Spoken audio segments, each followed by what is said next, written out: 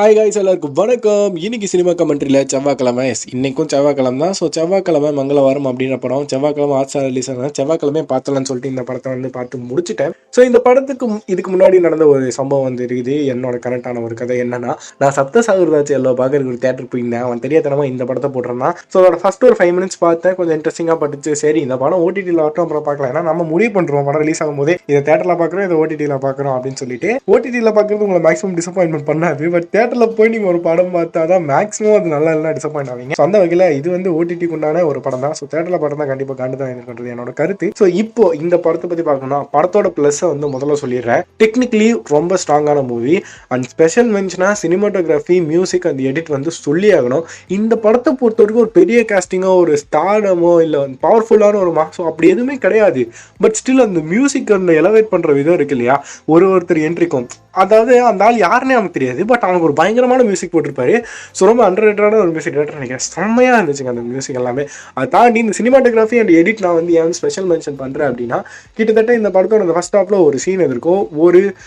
ஒரு சீரி வீடு, அந்த இடத்துல எல்லாருமே கொஞ்சம் சாப்பிட்டுருப்பாங்க. பட் அந்த டைம் ஒரு சின்னதாக ஒரு சண்டை மொத்த ஊரில் இருக்கிற எல்லாருமே சண்டை போடுவாங்க.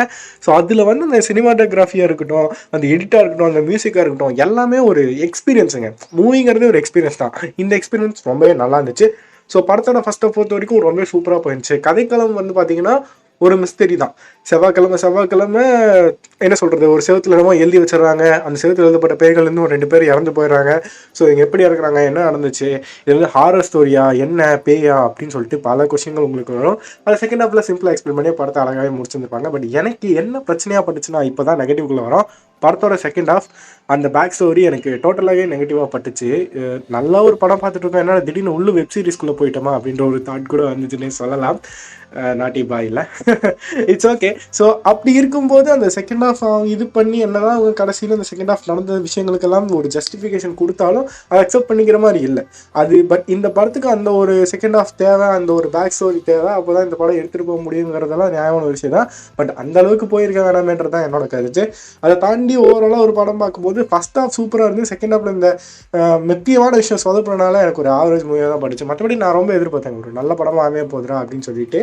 ஸ்டில் அந்த ஹீரோயினை பார்க்கும்போது நமக்கு தோணிருக்கும் இது இப்படி தான் இருக்க போது, அவங்க யார் RX-100 heroine, so what else to expect அப்படிங்கிறது தான்.